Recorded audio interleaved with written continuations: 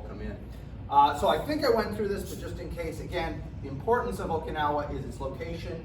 It's at the end of the Ryukyu island chain, which if you follow that up, you get into Japan, the main islands of Japan. All of the considerations are about this. It's a good place to start. We've got 2 substantial fleet anchorages, so we can anchor a good chunk of the fleet. We've got, at the time, 5 operational airfields, and as I talked to you about in the Guadalcanal, we just throw down an airfield anywhere we want, okay? Because we have that matting that we can go ahead and create. Kyushu is the first main island in the Japanese island chain, and that's only 350 nautical miles north, okay? So again, very good. And again, this is a good place to prep for the invasion of Japan, which, as we talked about very briefly, everybody assumes we're invading. The whole atomic bomb is just science fiction until July, when we actually blow one up at Trinity, middle of July, I think. I can't remember the exact date. So that's the whole intent, is the invasion of Japan. So this is the Japanese commander at Okinawa, General Yoshijima. I'm doing it, I know that the Japanese put the surname first and the personal name second, but I'm just putting it in the Western style, so his last name, for our purposes, would be Yoshijima, okay? So he has 100,000 troops on Okinawa, of which 38,000 are combat troops, but in reality, when we're talking about the Japanese, every Japanese is a combat troop, whether they know it or not, okay? He's also got 317 artillery tubes that are bigger than 70 millimeters. So those are considered artillery as opposed to a field gun, or it's an army designation thing, okay? So this is the Japanese 32nd Army. Not that you care to know that, but just in case, it's the 32nd Army. What should you know? Well, General Yoshijima, who's the commanding general, is a very seasoned commander. He's got years of experience. He is very quiet and very reserved. He's the kind of guy who his staff will brief him, and he'll say something like, "Thank you, gentlemen," and they'll all leave, and then he'll sit for however long it takes to make his decision on what he's going to do, and then he'll call the staff together again and say, "This is my decision." So he's a very quiet, very reserved guy, and he's going to make his decisions on his own, privately. His second in command, who is also the chief of staff, is Lieutenant General Cho. Cho is in charge of daily operations. He's also very seasoned, but he is extremely aggressive. He is your negative stereotype of a World War II Japanese officer. His answer to everything is a bonsai charge, right? He's one of these kind of guys. And he will constantly be trying to convince General Yoshijima that this is the way to win the fight. Okay, we've got to attack the Americans, attack the Americans, attack the Americans. That's all he ever says, basically. Okay. Now, the G3, or the operations officer, okay, the guy who would be directing the planning of this whole thing, is a guy named Colonel Yahara. Now, Yahara is completely different. I mean, if Cho is one extreme personality type, Yahara is kind of the other extreme. Colonel Yahara is an extremely intelligent man, and he has experience with the Americans. And you will find that the best Japanese officers in World War II, best in the sense of coming up with ways to fight us as successfully as they can, almost always had some experience with the Americans prior to World War II. So Colonel Yahara had served in the United States. I forget if he went to CGSC or went to another one of the colleges. So Yamamoto, okay, the Japanese admiral, who is the guy who plans Pearl Harbor and all that, he spent like 5 or 6 years in the United States. The commander at Iwo Jima, whose name escapes me at the moment, the Japanese commander at Iwo Jima, went to the Army Command and General Staff College, and Colonel Yahara also spent time in the United States, and I can't remember if he went to a staff college or what he was doing in the United States. What that gave them is perspective on the Americans. And the average Japanese at that time has no perspective on the outside world. There's Japan, and then everything else is a bunch of barbarians from their point of view. And so they think that the methods they used in China, for instance, that we talked about, banzai charges and all that, can work. Well, these guys who had served in the United States see how big the United States is, see how many resources we have, see how many people we have, and they are not going to give in to the knee-jerk, oh, well, the Americans are weak, all we need to do is launch a banzai charge. So the fight, throughout the battle, General Cho and Colonel Yahara are both vying for Yoshijima's attention and saying, this is the way to win. And as long as he goes with Yahara, the Japanese are not necessarily winning, because this is kind of a no-win situation for them, but they're not losing. Let's put it that way. Every time he gives in to Cho, it's a disaster. So the guy who's been to the United States and who understands the United States, if they follow him, again, they're never going to win-win, but they're going to bleed us so much that the hope is, what Yahara hopes is he's going to hurt us so bad, he's going to convince us not to invade Japan. That we'll agree to get rid of that unconditional surrender and cut some kind of deal. Like, let Japan still be independent, they give up everything they took, and just leave them alone. That's Yahara's hope, because he realizes we're not going to beat the Americans. The only thing we can hope to do is hurt them so bad they'll change their end goals. Okay? And so at the end of the battle, both of these guys will commit suicide, as is typical of Japanese leaders. But General Yoshijima will order Colonel Yahara to not commit suicide, so that an accurate portrayal of what happened on Okinawa can get out. And so he will survive the war and then explain what happened after the fact. All right. Now, again, some people might say, well, maybe he's given his version of it. Well, but he is the guy who was with the Americans. He does know it's logical, you know what I'm saying? So you could say, oh, well, he's lying. It's just his version. Well, yeah, but everything he's saying is also logical. So if he's lying, it's a weird lie because it's also really logical. Okay. What does he do after the war? I'm trying to remember, because obviously he has to leave the army because the Japanese don't have much of an army afterward. I can't remember. That's a good question. I apologize. I don't know what he did. Here's the American order of battle. We've got 500,000 troops, of which 173,000 are ground combat troops. I want to make that clear. Ground combat troops. This is the Navy task force that's involved here. 318 combat vessels. Let me put that in perspective. The entire United States Navy today, all of the active ships, are less than 300. So the fleet that is there just at Okinawa is bigger than the entire active Navy. Now, if we went and took all the ships that are in mothballs, we could probably get over 300. But if we're talking about ships that actually have crews that are actually active, we don't even have 300 ships in the entire US Navy. And then of those ships, 40 are aircraft carriers. Now again, some of them are auxiliary carriers, the smaller ones, because there's the big fleet carriers and then there's the auxiliary carriers. But again, put that in perspective, we have 11 fleet carriers today.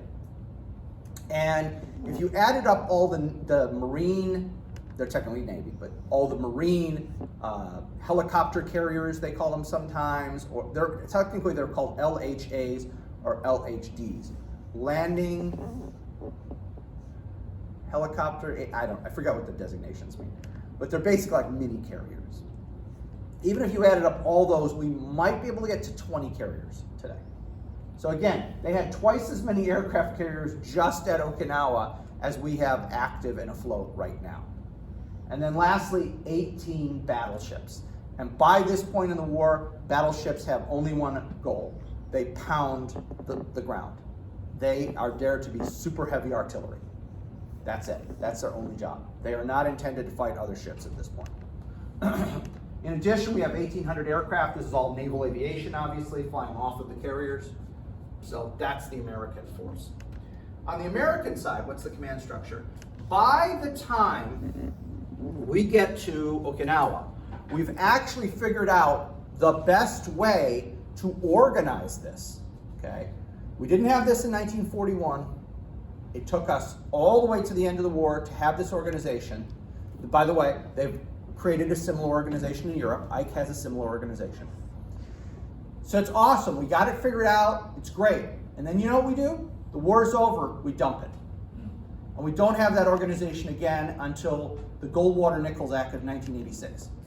So for 40 years, we had the right idea, and then for 40 years, we just, no, I'm in the Navy. I'm not taking orders from any Army guy. Or I'm in the Air Force. I'm not taking any orders from any Marine guy. Okay, please. No, I mean, you just explained it correctly. If these are supposed to be the best of the best, like, you have something that works, why would you be struggling? I don't understand. Because you're parochial, and all you care about is your service. And if you're in the Army, all you care about is the Army and everybody else is But the on. leaders, they were never trying to push the message of togetherness. They were to a certain degree, but one of the things to remember is the most senior leaders will retire pretty quickly after World War II. Most of the 4-star and 5-star generals and admirals, So they gotta start. yeah. And so then the other guys are parochial, and all they care about is the Army, the Navy, the whatever, okay? So what is it? Well, there's a strategic commander, and that's Admiral Chester Nimitz. He's back at Pearl Harbor, Hawaii. He's nowhere near this fight. Why? Because he's in charge of the entire Pacific, or at least the Central Pacific, because remember, we got MacArthur and his goofy little fiefdom in the Southwest Pacific, all right? So we got an overall commander for the entire Pacific. We've got an operational commander in that theater, Admiral Raymond Spruance. We've got a tactical commander who's literally on site, commanding Task Force 51 and the Joint Expeditionary Force. And this is Vice Admiral Richmond Kelly Turner. And then down at the bottom, we've got a ground commander, Lieutenant General Simon Bolivar Buckner of the United States Army. So you could see, we've got all the layers. We've got the big old Pacific guy. He's back in Pearl Harbor. He has nothing to do with this. We've got an operational guy, Spruance. I'm trying to remember, is Spruance back in Pearl too? I think Spruance is further forward than Pearl Harbor. I don't think he's in Pearl Harbor, but I might be wrong about that. The tactical commander on site, Turner. And again, notice these are all Navy guys, which makes absolute sense. Because the Pacific is like 97% water, so of course a Navy guy should be in charge. Okay, I was in the Army, but just that makes sense. Why would you put an Army guy in charge of the Pacific? Again, if MacArthur isn't MacArthur, if he's not a jerk, or if he dies in the Philippines, let's say, you know, an errant piece of shrapnel, and he's dead, the Pacific would have been just one giant theater. That's what it would have been. What about all the sky? Yeah, you know, that's the essence. Well, and nowadays, the way we would do this is we would do it like this, and then you'd have a ground commander, a sea commander, and an air commander. So you'd have it further broken down. And they had something like that already, but I'm going kind of just formally what they had. But yeah, that's exactly what you have. You have a strategic commander over the whole theater. You have an operational commander who's concerned with certain zones. You got a tactical commander who's in charge on site. And then that tactical commander has a ground guy, an air guy, and a sea guy. Well, unless you're in the middle of Germany. There's probably not a sea guy in the middle of Germany, but you see where I'm going with that. So again, it's a logical, well thought out structure. It works. And as soon as World War II is over, we flush it. And we get it back in 1986. So 40 years. It only takes us 40 years to rediscover what we already had in 1945.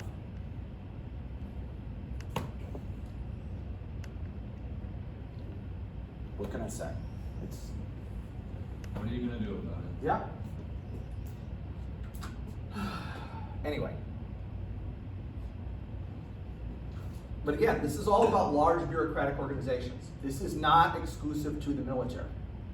This is all about large bureaucratic organizations and what they call stovepiping. At least in the military, we always call it stovepiping. This is my thing. You can't touch it. You can't look at it. You can't do anything. The boss can tell me to change things, but other than that, nobody else gets to tell me. And that is deadly in a large bureaucratic organization. It doesn't matter if it's a big company or it's the government.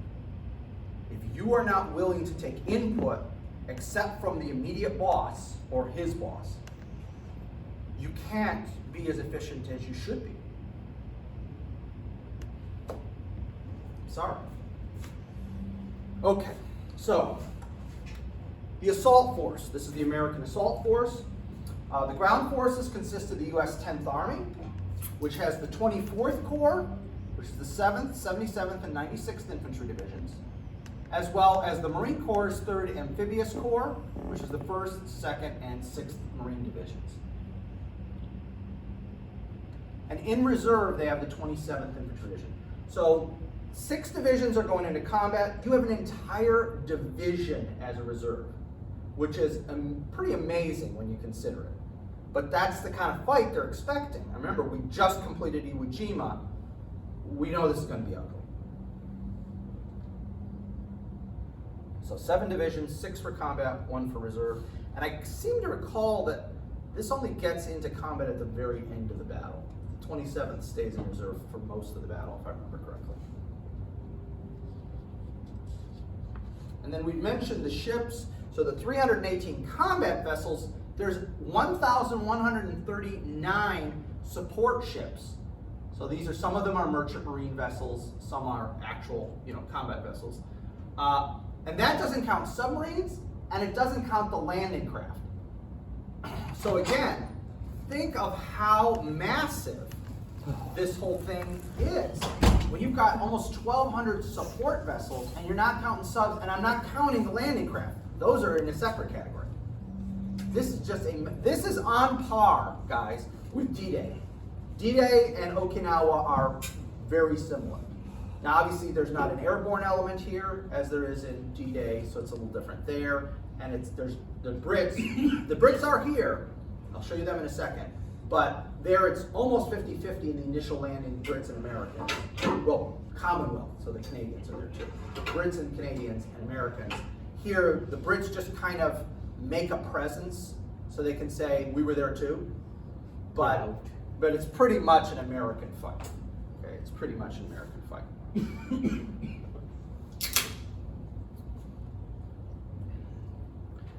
My father-in-law's father, so I guess my grandfather-in-law was a Marine who landed at Iwo Jima, Saipan, and he had landed at one other one. I think he was already, I think he was in the 4th Marine Division, so I think that's why he wasn't here for Okinawa. But again, this is a massive undertaking, and I would rather be in Europe. So I don't want to time travel at all, okay? Because quite frankly, you could get a scratch while cutting yourself and die of blood poisoning before the invention of penicillin. So yeah, I'm not interested in time travel. But if I had to serve in World War II in one theater, I'd choose Europe. I'll choose Europe in a heartbeat. If I had time travel, I'd be like maybe a couple weeks ago. Buy a Powerball ticket, Yeah, there's also the question, do I have to be in this body, or can I be in a different body? Can you be in like peak 20? Yeah, can I be like 25 and still have a head of hair and stuff, or do I have to be in, because if I'm in this, I don't want to go anywhere. I need blood pressure medication. And also, I don't know how much it rained during that long fire Pacific invasion. All the mud. Right? Yeah. I'll take the cold in Europe. Yes. Again, if you're at Bastogne, you're probably going to be rethinking that while you're sitting there freezing your butt off at Bastogne if you're the 101st. But yeah, in general, I'm with you. Also, less diseases, less really funky diseases like beriberi and malaria. You don't get those in Europe. So I mentioned that this is both a joint and combined fight. Now, what do those words mean? In military parlance, joint means not just the Army or the Navy. It means the Army and the Navy, or the Army and the Marine Corps. So the Army, the Navy, and the Marine Corps are all present in this battle. The Air Force, remember, is still part of the Army at that time, so yes, they are present, I believe. I'm not positive on that, I'm almost positive. Combined means not just your nation, but another nation. And so in this case, the United Kingdom, Australia, and New Zealand are also present.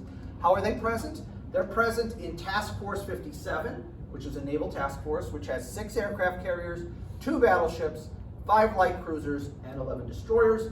And among the crews on the aircraft carriers are also Canadian and South African pilots. So pretty much how do I say this without it coming out badly? The light part of the British Commonwealth, if you know what I mean.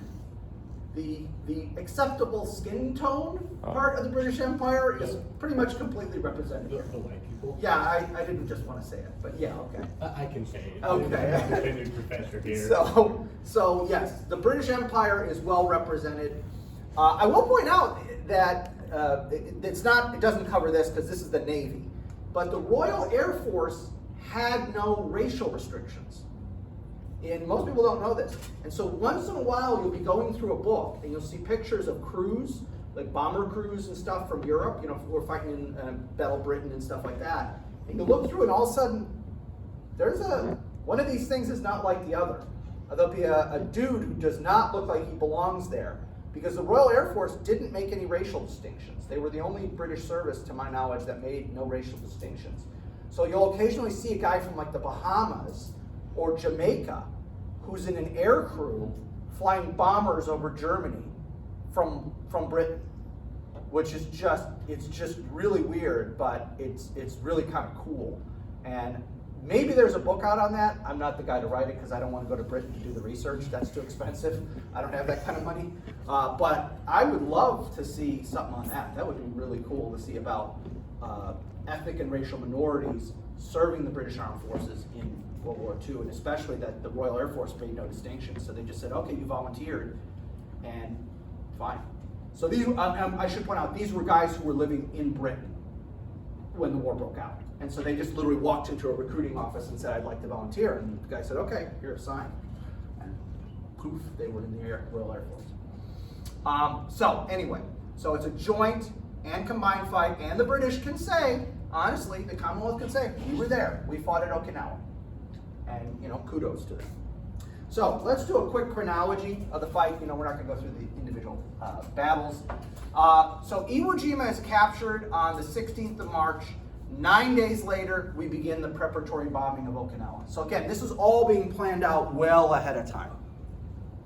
That we're going, it's Iwo Jima, and then boom, we're going to, or Okinawa and Iwo Jima are both going to be captured.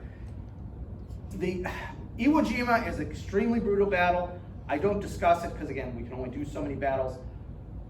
You know, I think you know that the reason we captured it is to get a landing base so that the B-29s that are bombing Japan have somewhere to go in case they're damaged. When you look at how many planes do crash land there, and you look at how many Marines died taking the island, it was a bad deal. In essence, we should have lost the air crews. I'm sorry, when you look at how many Marines die taking that stupid little island, and then you look at how many air crews are saved, way more guys die taking the island than air crews are saved on the island. So I know that that's kind of maybe rude or whatever, but in my opinion, it wasn't worth it. So the Marines get kind of grumpy when you talk like that, but I'm sorry, if we're being really cold-blooded about it and you're looking at a whole nation-state concept, why give up this many guys to only save this many guys? So anyway, on April 1st, we have the initial landings on Okinawa. So the 3rd Amphibious Corps and the 24th Corps begin landing. We'll come back to this. The Yamato and the Yahagi are involved, 2 Japanese ships. We'll explain that in a minute. Oh, sorry. On the 12th of April, General Cho convinces General Yoshijima, let's do an attack. Up to this point, they're doing really well. They're kind of holding off the Americans. The Americans in the south of the island aren't really making much headway. That's another weird thing. So when we initially land, the Marines go north and the Army goes south. And the Marines just zoom through the whole top of the island in like 3 weeks. And they're kind of like, well, that was easy. What are you guys in the Army doing? Why are you still, you guys have barely moved. And then they get south and they realize, well, the Japanese have concentrated all their forces in the south because the terrain is better for defense. And so that really brutal fighting almost all takes place in the south. So on the 12th of April, they launch a counterattack, and it is an absolute dismal failure. So again, when they follow Cho, it's always a disaster. When they follow Yahara, they're bleeding the Americans out. Makes you wonder how you got in that position in the first place. Exactly. Well, again, because those tactics, as we talked about, the banzai charges, all that works in China. And that's the main experience almost all these soldiers have, these Japanese soldiers, is China. And they're not getting feedback from all the little islands where they tried to do banzai charges and then ended up in a complete unmitigated disaster. So they still, this is again, nobody's stupid. They had a system that worked from 1931 onward, continuously in China. It always worked. Or not always, but like 90-something% of the time it works. Well, why would we stop doing it?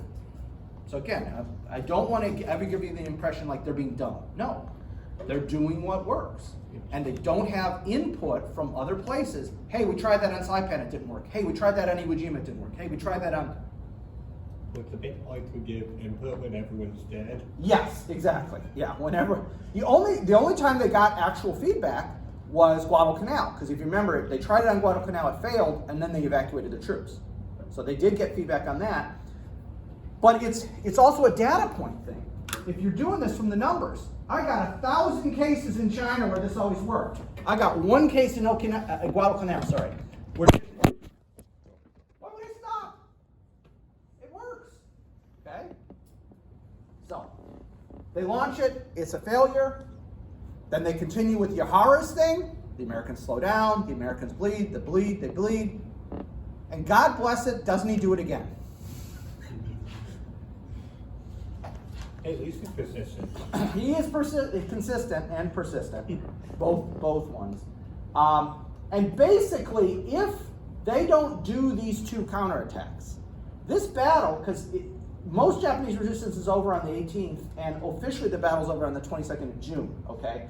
If they don't do these 2 counterattacks, I'm thinking this battle is still going on well into July, maybe August. I'm sorry, just looking at how the casualties are going, looking at how little, territory the Americans are capturing on a daily basis, when they're not doing this, I'm not saying they're going to win. Again, no one in their right mind is saying the Japanese are going to win. But if all your goal is to bleed out the Americans and convince them to say, okay, no unconditional surrender, we'll let you keep the emperor, we'll leave all that stuff alone, okay? They could have succeeded in that goal, theoretically. There's no guarantee, but theoretically. So, again, that's how the battle plays out. Now, it's still, despite the 2 counterattacks, we're talking April, May, and most of June, almost 3 full months, okay? Despite the counterattacks. And that's why I say I'm giving it at least a month, probably 2 months, if they don't do that. Because they had dug.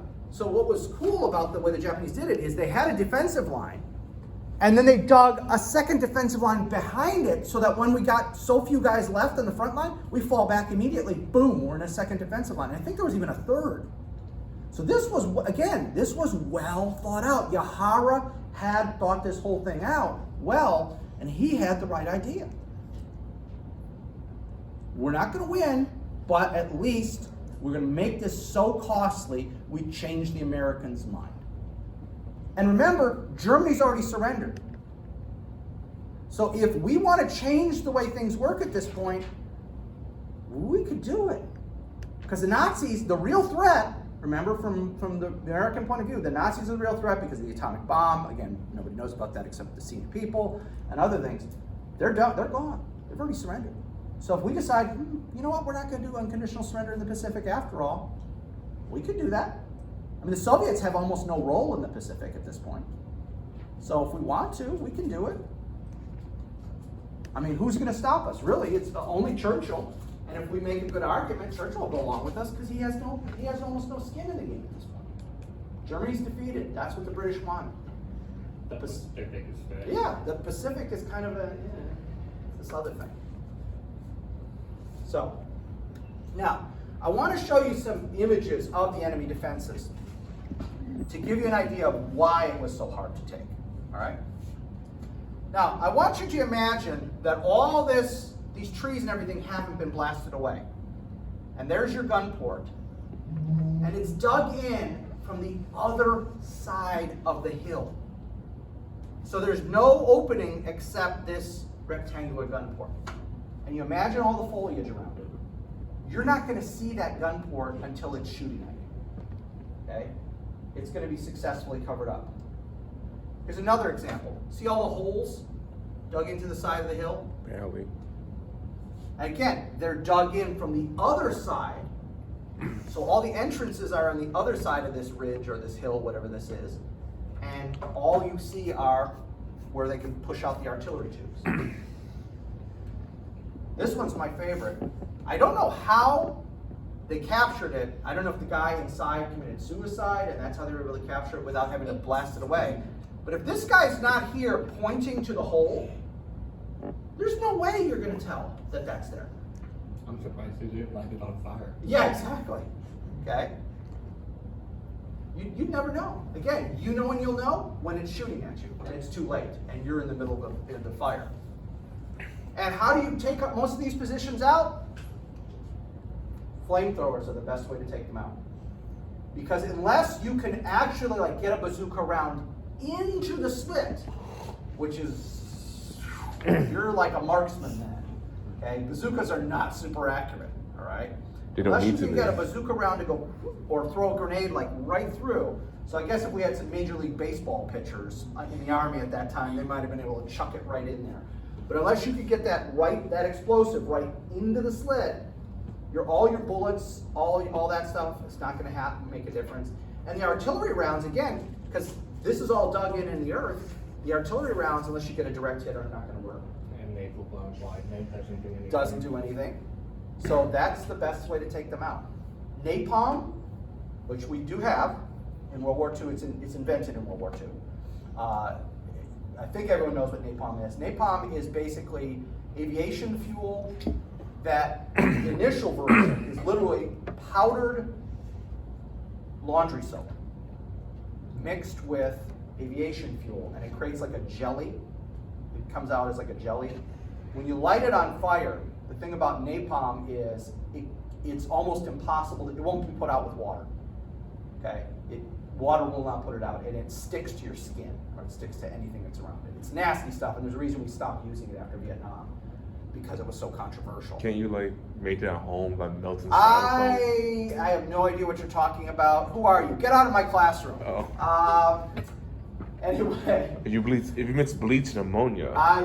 For educational purposes. No, I'm not even declaring educational fair use. I'm saying I have no idea who you are, and I want this man out of my classroom as soon as possible. Totally don't. Only reason provides explosive manual. So The anarchist flamethrowers, cookbook. again, napalm and flamethrowers are the best way to take it out. Now, I will point out, most people don't realize this, the tanks that they have in the back, if you hold down the trigger and just keep going, you've got about 15 seconds. That's all one of these is. So that's what you just like a burst. You just do a burst and stop. Because you've got about 15 seconds of fuel, that's all. If you were just to hold it down and count, look at your watch, it's over in about 15 seconds. Plus, if any errant bullet or piece of shrapnel hits this tank, you are dead. Think about there are big guys around you. Yes, yes. So you're going to be really nervous now. Make sure you don't shoot me. First, because I don't want to be shot, and second, because I don't want to be a human torch. Okay? Alright, so what do you want to do? There's a gasoline in a bowl. There's a styrofoam. I don't want to know. I don't want to know. I know the principle, and that's all I need to know. Now, kamikaze attacks. This is another thing. Now, everyone's heard of kamikazes. These are Japanese suicide planes. There had been a few instances of kamikaze attacks prior to Okinawa, but the overwhelming majority of ones that take place in World War II take place during the Battle of Okinawa. And I want to show you one example, one ship, well, two. I'm going to show you two ships, where just how bad it gets. This is the USS Leahy. The USS Leahy is a destroyer escort. So the Japanese prioritize their targets. Aircraft carriers, highest value target. Battleships, troop transports, because you can kill lots of Americans, cruisers, destroyers, destroyer escorts, all the way down the list, all right? So the Leahy is pretty low on this list. This is not a high value target. In one day, 16th of April, 1945, this is how many kamikazes tried to attack the USS Leahy. Okay, so let's go. 1, 2, 3, 4, 5, 6, 7, 8, 9, 10, 11, 12, 13, 14, 15, 16, 17, 18, 19, 20, 21, 22, 23. 23 kamikazes on this one little relatively insignificant vessel. And that's what she looked like after the battle. They didn't want the other ship there? For whatever reason, they weren't concerned. This is an LCS, so landing craft ship. Yeah, that's just like a cargo ship. So they one I would. Yeah, I know. I would be going after that one too, but they went after the warship because, again, from the Japanese point of view, attacking another warrior is honorable. Attacking a transport vessel or something, yeah, I don't want to do that. So they weren't even successful in seeing that? No. This is what she looked like. She was still. I know for like a point down. No. This is what she looked like afterwards. She survived. This is that rear turret. So this is that rear gun turret. This is what it looked like. Oof. In fact, she's pretty famous. She's known as the ship that wouldn't die. And there's a famous painting that was done after World War II of her ablaze with kamikazes coming in and everything. But I mean, again, if you're going to put 23 planes against a cruddy little destroyer escort, imagine what it's like to be on a carrier or a battleship or a large troop transport. They should make a movie about that. You would think. Okay, I'm not sure what this is going to be. Oh, and then, as if it wasn't enough to have suicide aircraft, we have the suicide torpedo, which is basically a giant torpedo with a crew hatch. And you get in, you do a night attack. This is night, you don't do this during the day. You do a night attack, you get in, they close the hatch, and you, in swarms, you attack the American vessels. It's not completely submerged. The crew hatch has to stay above water because they couldn't build, in essence, a bunch of little mini submarines. That they didn't have the technology. So it is detectable on the surface. So at night, they would take the searchlights and focus them down. Okay? And then the suicide boats. What these are small wooden boats that can be built in any small shipyard. And they take the biggest engine they can get and cram them in here. The nose is full of explosives. You've got the engine here and then the pilot's in the back. And again, swarm tactics at night. Okay? But my single favorite one of all of these is the Baka bomb. Okay?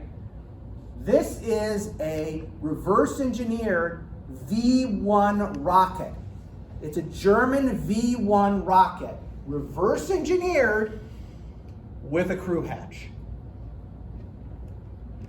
And here's the technical specs. This is the Air Force or Air Intelligence specs. And you can see it's a pulse jet rocket. It's a V1.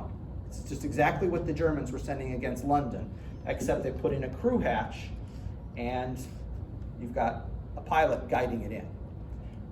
Thankfully, they had very few of these, because they were almost impossible to shoot down. The speed is ridiculously fast, and all of the guns are calibrated, all the anti-aircraft guns, their sights and everything are calibrated for normal aircraft. Yeah, and so they were never, thankfully, there were very few of these, because, now they were also incredibly hard to fly. I should point that out. The pilot had a very hard time actually controlling the thing. In fact, the Germans had experimented doing this and realized not only is it a suicide craft, which most Germans weren't willing to do, but on top of it, it was an uncontrollable suicide craft. So that's why the Germans said, we'll just launch them in general at London. Okay? But they did kill a bunch of German pilots trying to experiment with that. Baka means idiot, so. Yeah, Okay. Then we have the suicide cliffs on Okinawa. A lot of suicide. Yes. So there are caves, naturally formed caves, near the coast of the islands and in the interior as well. And the Japanese had told the Okinawan civilians, okay, this is an important thing.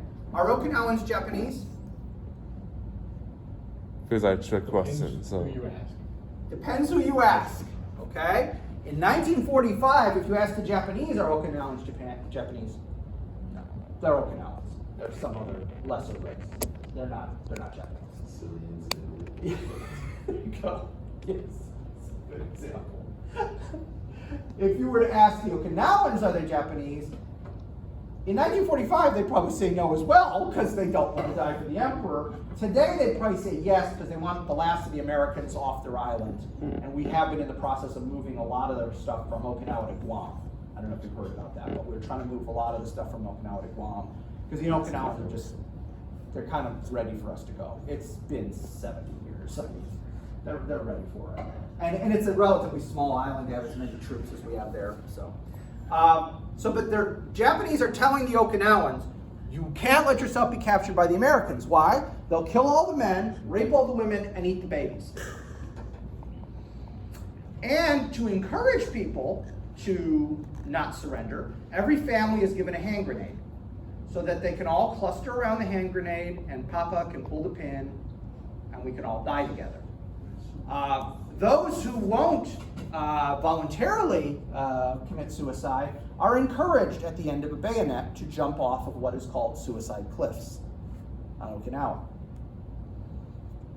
And there's film footage of this. I think it's Navy or Army film of Japanese soldiers basically forcing people off the cliffs. So some cameramen are filming this. There are Japanese Americans, because in addition to the Japanese Americans who fight in Europe, there are Japanese Americans who are recruited for the intelligence service who serve in the Pacific, which, boy, I would not want to be one of those guys, because the wrong thing happens at the wrong time, you're going to get shot by an American who thinks you're a bad guy Japanese in an American uniform. But regardless, so these Japanese Americans are there who speak fluent Japanese, and they're using megaphones to call to the people, don't jump, don't, all this kind of stuff. And many voluntarily or involuntarily commit suicide. Now the photo here you see, what had happened is they were going through these caves, the American, this is based on the uniform, I'm almost positive that's a Marine. They're going through the caves to look for Japanese holdouts. They found a family where they had done that. They had clustered around the hand grenade, pulled the pin, and the family's killed. But Mama was wearing the baby on her back, so the blast didn't kill the baby. So they find the baby alive. They have just pulled the baby out of the cave, and they're about to rush the baby to an aid station. We don't know what happened. We have no historical record. So this Marine grabs the baby, rushes the baby to an aid station, and after that, theoretically, that baby could still be alive. Okinawans, by the way, are the longest lived people in the world. They have the longest life expectancy of any ethnic group, or however you want to define it, in the world. So it's very possible, if you were just born in 45, you'd be 77. So that's not old for an Okinawan. So, and I can't quite tell if that's if there's something there or not. So I can't quite tell if that's a boy or a girl. I think that might be a boy, but I can't tell. So that boy or girl is, in theory, could in theory be a 77-year-old person right now. That's very possible. So, okay, so let's start wrapping this up. The Navy takes incredibly severe casualties here. Now the ground forces do too, and we'll talk about that.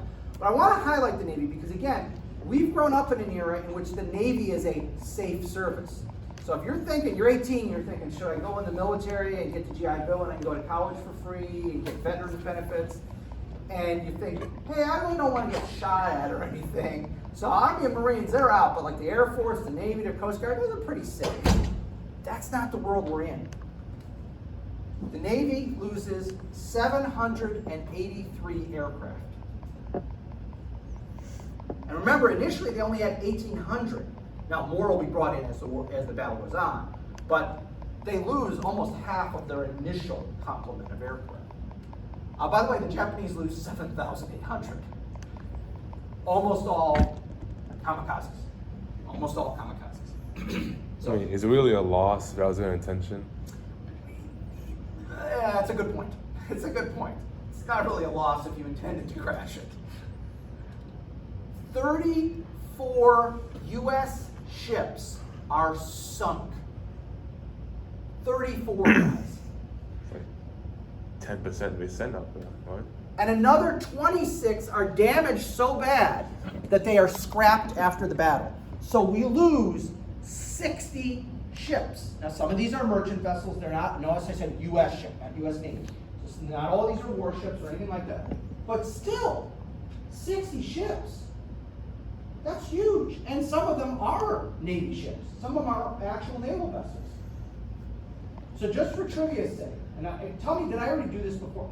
I'm also teaching the World War II online, and I can't remember half the time what I said in that class and what I said in this class.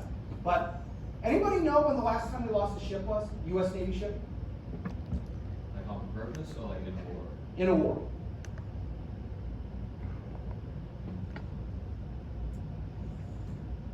Well, one of Vietnam burned down by the inside. But it didn't sink. Didn't say. World War II? We haven't lost a ship since World War II. The USS Indianapolis, that ship that's carrying the bomb, the atomic bomb, and then she sinks on the way back and the sharks eat her crew. That famous story. If you've never heard of it, it's horrific. It's horrific. Paul Allen found that ship before he died. Yep. So, So that's the last time. So that was late August 1945. So the fact that we lose 60 vessels in this one battle, and we did lose some subs. We've lost a few subs in the Cold War. Not to combat, more to accidents. But different world, guys, different world. Almost 5,000 sailors die, but only another 5,000 are wounded. That's a 1-to-1 ratio. That's not supposed to happen. Why is there 1 wounded for every 1 dead? It's supposed to be like 10 wounded for every 1 dead. Why is it that way in the Navy? Somewhere in the ship sink, there's like no place. If you're below decks and that ship is sinking, you ain't getting out. What a terrible thought. Yeah, I know. So yes, it's yeah. So being in the Navy, again, I would argue it's more dangerous than being in the Army or the Marines. I'd much rather have a rifle and be on the ground than be on one of these ships, especially if you're below decks, which is like what, 90% of the crew? Because if that ship's going down, you get the watertight bulkheads and everything, and once red alert's declared, or they don't call it red alert, all hands, they lock all those watertight doors. Well, the minute you've locked the door, you start going down. If there's enough water pressure on the other side, you ain't getting it open, and you're going down with the ship. So again, this was rough. It reminds me of that Pearl Harbor ships. Whenever they, after the Pearl Harbor attack, they bring them back up and it's the tally marks. Yeah. There's some pretty gruesome stories there. There's some pretty gruesome stories. Okay, so let's bring the Japanese Navy into this. This is the Japanese ship, the Yamato. The Yamato is the largest battleship and possibly the largest ship as far as tonnage ever built. I'm not sure how big the new aircraft carriers are. I don't know if those are bigger than the Yamato. But again, with the possible exception of modern aircraft carriers, this is the largest ship ever built, and it's certainly the largest battleship ever built. Like just in the world ever? Yes, for battleships, definitely for battleships. She is so massive and required so much stuff to build that she's actually not finished. Okay, when she sorties, she's still not finished. There are things that weren't finished.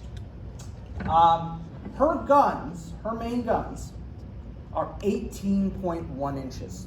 Remember I mentioned the Japanese will, after that, the interwar treaty, we agreed 16 inches was the biggest, and the Japanese said, no, we're going to do bigger. 18.1 inch guns. So, There's one built in China this year. oh gosh. It's an aircraft carrier. Oh, it's an aircraft carrier. It Yeah. is an aircraft carrier. But that's frightening that there is one bigger. So, Frightening that it's China. yeah, well, that too. Again, everybody on both sides of the political aisle need to wake up on that one. I can't believe people are still asleep at the switch on that one. But regardless. The Yamato, they have a plan for what to do with the Yamato. Now, they decide that they're going to turn the Yamato into a kamikaze battleship. They're going to load her up with all the ammunition she could carry. The Yamato and some support vessels are going to sail for Okinawa. They're going to sail through the middle of the American fleet, guns blazing. Okay, it's like an action movie. You're going to be going boom, boom, boom, boom, boom, boom as you go through the fleet. Beach herself on Okinawa and become an unsinkable artillery platform from which her main guns are going to sink the entire American fleet and convince them to change their mind. That's the plan. All right? Kind of genius if you think about it. We can't sink if we're not in the ocean. There you go. There you go. This is totally audacious and totally Japanese to think they were going to do this. All right?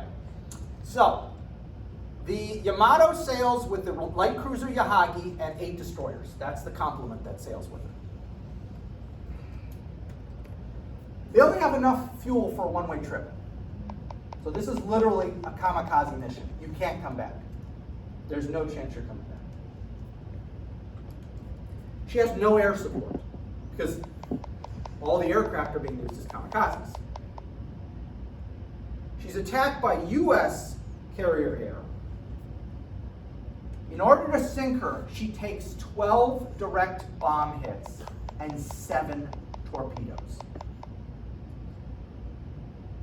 So this ship wasn't unsinkable, but it came pretty daggum close. Just for reference, how many like torpedoes and bombs, direct hits would it take for a normal U.S. ship to sink?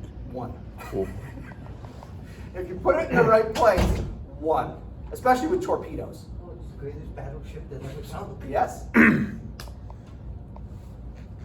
but you missed their game plan. They're gonna put it on the beach so they couldn't sink. Beach it, and it's going to be an unsinkable artillery platform. What were the losses from this? The United States lost 10 planes and 12 members of their air crew. The Japanese lost all 10 ships, more than 3,500 sailors, 269 RPOWs, and again, I guess these guys decided drowning wasn't what they wanted to do after all, so when the U.S. ships show up, they allow themselves to be captured. So it was a good plan in theory. Again, it's an audacious, very Japanese World War II plan. How close did they get to the beach? Not very. No, they were like 100 and something miles away before. Yeah, if you don't mind dying for the emperor, it's a good plan. Doesn't work, but okay. It just reminds me of that one scene from Pirates of the Caribbean. I don't know if anyone's seen it. That one ship that just gets absolutely destroyed by the 2 ships being. Oh, I've seen that. Well- Yeah, and then Pirates of the Caribbean. Oh, okay. I saw like the first 2 or 3, and then I kind of gave I up think after it's that. the second one, and then Okay. they have to calm it down, and then the ship's getting destroyed. That's Yes. So, anyway. That is an actual picture of the attack. Notice all the misses, the bomb misses. 1, 2, 3, 4, 5, 6, 7, 8. 8 near misses. Okay? And I think that's a torpedo wake. I think right here, that's a torpedo wake. And that's why she did a real quick turn. So, yeah, points for effort. I mean, points for effort. What are the casualties of the whole campaign when we add this up? The U.S. Army loses a little more than 4,000 killed and almost 50,000 wounded. Marine Corps, almost 3,000 killed, about 13,000 wounded. Navy, I already showed you those figures, but I'm popping up again. In addition, there are 25,000 non-battle casualties. What, is someone trip in the kitchen? Well, this is disease and broken bones. I mean, if you break a bone, but it's not as a result of being shot, that's considered, depending on who's tagging you, that could be considered a non-battle casualty. Also, psychiatric things were not considered battle casualties at that time, which is, in a modern parlance, I don't think that would be considered. I think that would be considered a battle casualty in modern parlance. Though I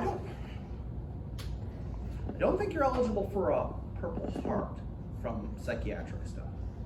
I'm almost positive you're not eligible for a Purple Heart. So they may still count it in a different category.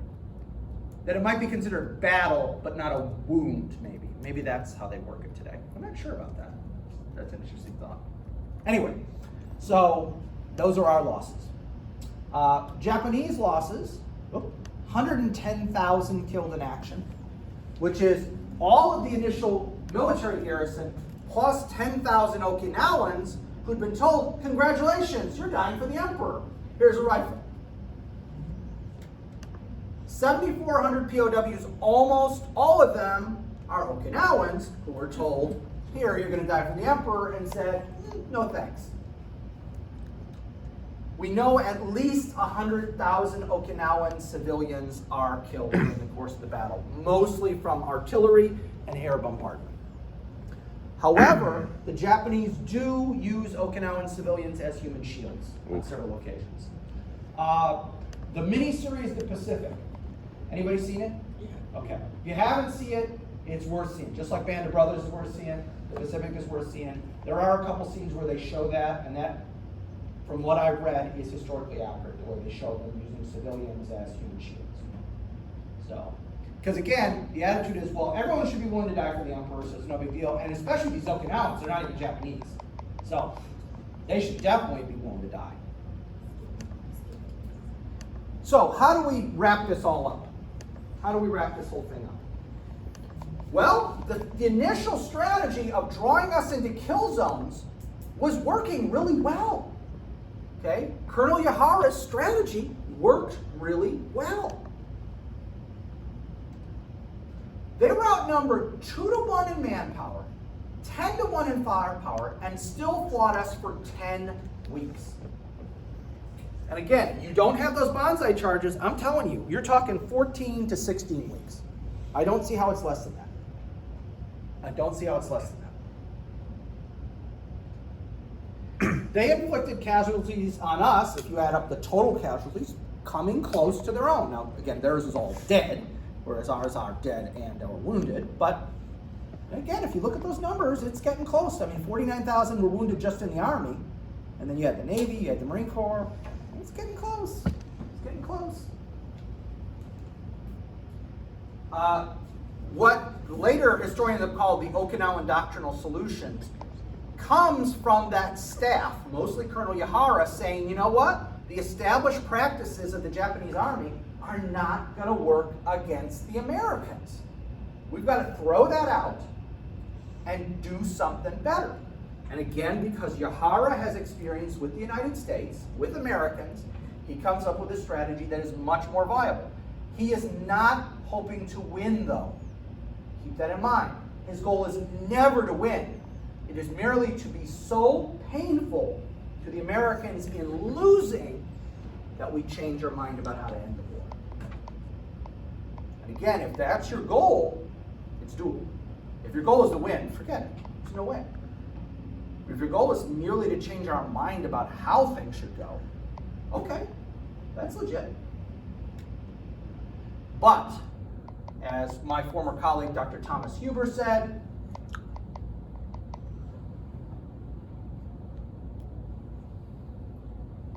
and that's also true, brave men and overwhelming firepower always beat brave men alone. That's the reality of the situation. You can be as brave as you want if they're dropping napalm on you.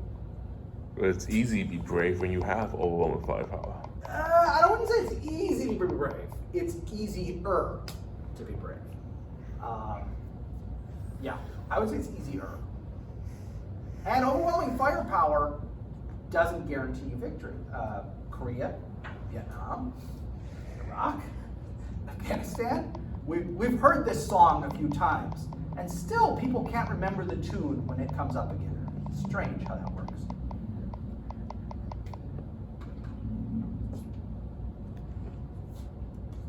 So we have finally ended World War II. What we'll talk about now is we've got technically 4 more lessons, but we're down to 13 minutes. Next week, 2 classes, and the Monday after that, 1 class. So I'm going to try and get through as much as I can in these days. I've gone ahead and recorded some of the last few lessons. So what I'll do is anything we don't get to, I'll just post a video on YouTube, on Blackboard, and you guys can watch it. And do we have class Wednesday, or are you not gonna? No. Wednesday the university's closed.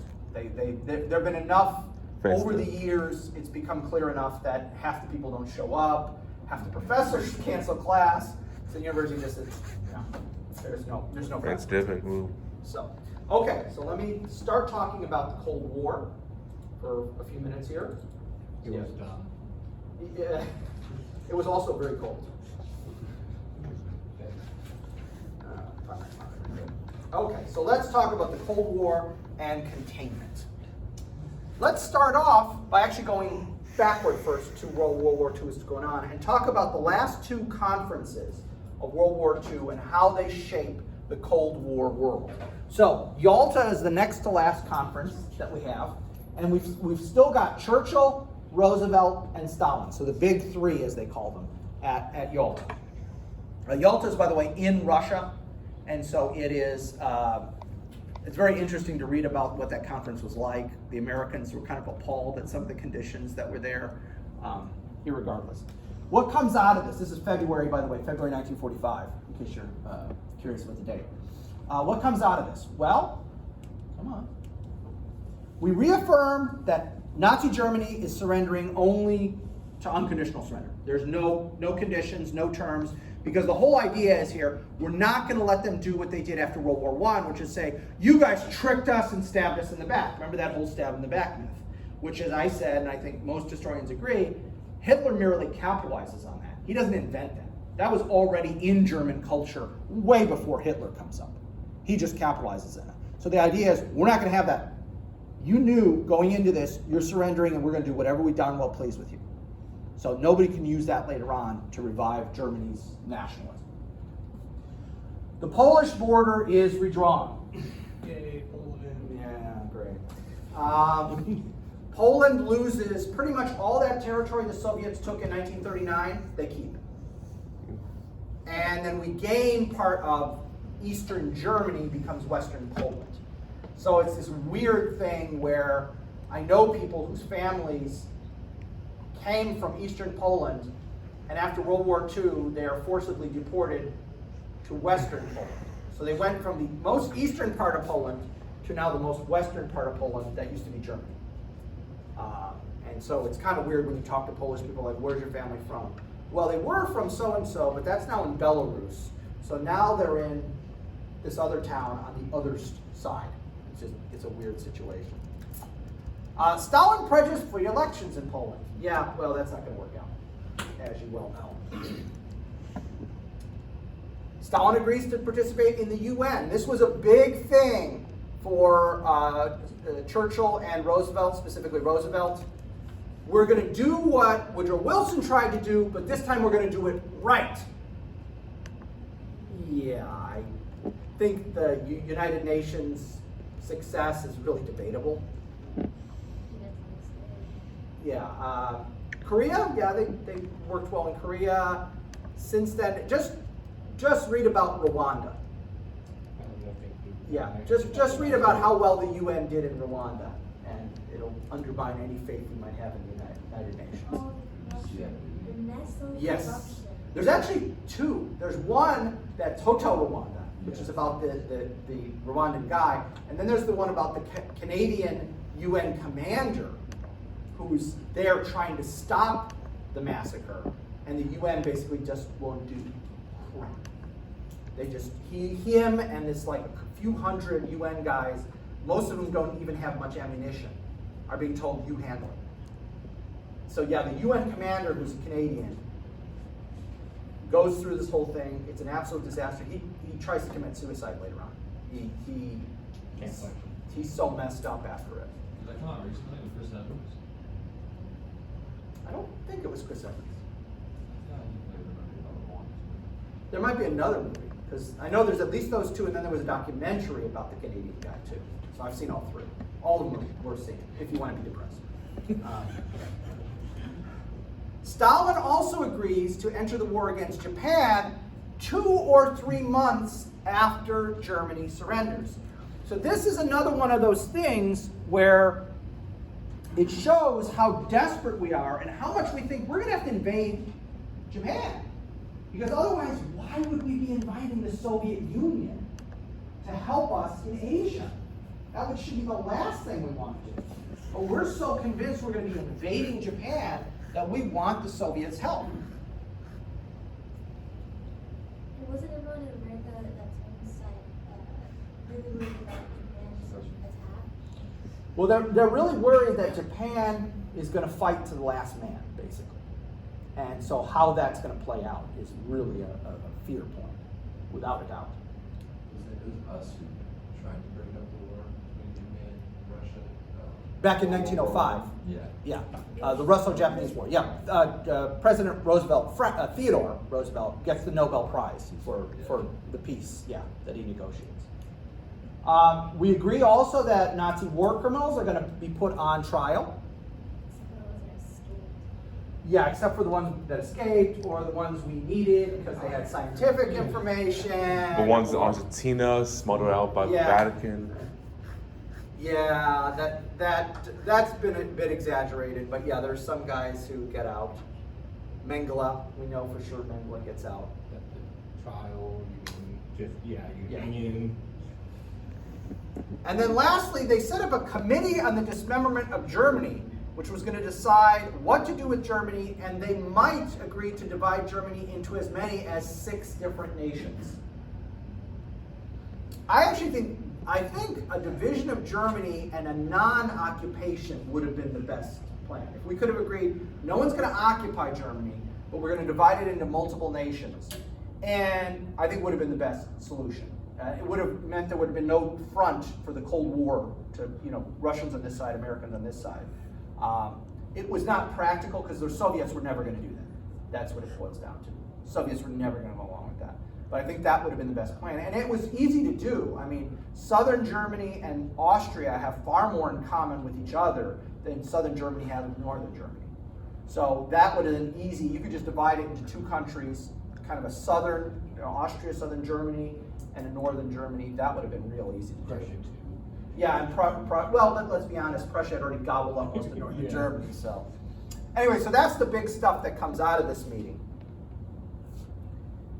And so we're all ready, we're going to keep going. Well then, the war in Germany ends. We've defeated them. They've unconditionally surrendered, we're getting prepared for war trials, all that stuff. So we decide to have another conference. But by the time we have another conference, the Potsdam Conference, the players are going to look a little different. By the time of the Potsdam Conference, President Roosevelt has died, and Harry Truman has taken over as president. I really like Truman. I didn't like Truman when I was younger, but the more and more I've read about Truman, the more and more I like Truman. And unfortunately, the British people reward Churchill for his sterling efforts in keeping them safe and keeping the war going by voting him out of office. And I'm sorry, I know I'm not a Brit and I don't get to have an opinion about this, but what a bunch of ingrateful SOBs in Britain. That they would vote Winston Churchill out. They said he's a great planner. We trust him in the harsh conditions of war, but we cannot trust him with the frailty of peace. Yeah, and until Clement Attlee mucks things up so bad that in 1950 or 51, they have to bring back an 81-year-old Churchill as prime minister because this guy's done such a horrible job. So, again, different players. Yeah, different players. What about Russia's elections? What's that? Yeah, Russian elections, yeah. I went to Lenin. So Potsdam Conference, this is July of 45, so Europe's over. We're plotting what we're gonna do next. So what happens at the Potsdam Conference? We agreed to divide Germany and Austria into occupation zones, one each for the French, the British, the Americans, and the Soviets. Now the French will very quickly realize they can't financially afford to rebuild their own country and do an occupation thing. So the French will turn their zones over to the Americans and the Brits. But initially there are 4 zones. And then after like a year, boom, the French are out and there's 3 zones again. Okay, a British zone, an American zone, and a Soviet zone. There are, this is the quote, you notice it's in quote marks, an orderly and humane expulsion of the German populations of Poland, Czechoslovakia, and Hungary. This is what we call today ethnic cleansing. And by the way, the Soviets also ethnically cleansed that former part of Poland, and hence why all those people who lived in Eastern Poland now live in Western Germany. Because they say, hey, there's all these cities that are empty, because the Poles just kicked out all the Germans, you guys can go live there. And that's literally what they do. They shove them over and you can go live there now. So yeah, there's some serious ethnic cleansing.